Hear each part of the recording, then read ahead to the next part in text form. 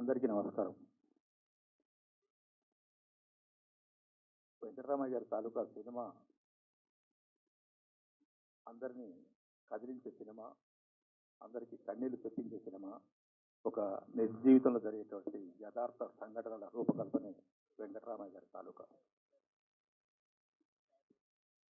ఈ సినిమా కథ నాకు చెప్పినప్పుడు ఒక సినిమా నాకు గుర్తొచ్చింది, పాత సినిమా.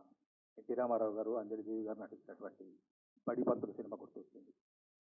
నేను ఆ సినిమా చూసిన రోజుల్లో 72, 73 ప్రాంతంలో విడుదలైన సినిమా చూసిన రోజుల్లో నాకు ఒక గట్టి నమ్మకం ఉండేది. నేను ఎప్పటికైనా ఒక సినిమా నటుని అవుతాను, ప్రముఖ నటుని అవుతాను, అప్పుడు ఇటువంటి పాత్ర పోషించాలి అని. ఇది నా మనసులో మాట, ఎవరికి ఇంతవరకు చెప్పని మాట. ఈ కథ విన్న వెంటనే నేను తప్పకుండా ఈ సినిమా చేయాలనేటువంటి కోరిక నాకు బలంగా కలిగింది. అది నిజరూపం దాల్చింది కూడా. ఉమ్మడి కుటుంబాలు కరువు అవుతున్న ఈ రోజుల్లో మన ఆచారాలు, సంప్రదాయాలు, పద్ధతులు అన్నీ మర్చిపోతున్న ఈ రోజుల్లో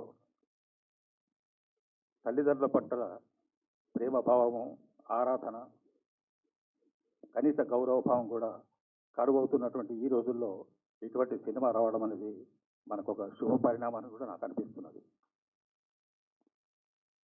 అది యథాలాభము కాకతాళీయమో తెలియదు, కానీ ఈ సినిమాలో నాకు 3 కూతుళ్ళు, ఒక కొడుకు. స్టేజ్ మీద 3 కూతుళ్ళు ఉన్నారు, కొడుకు లేడు. నాకెందుకో బాధ అనిపించింది. సినిమా అంతే, నిజ జీవితం కూడా అంతే కదా.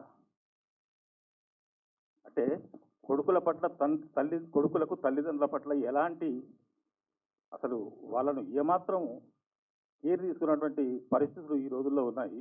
అది కొంచెం నాకెందుకో నచ్చట్లేదు. దయచేసి ఈ సినిమా చూడండి, ఆదరించండి.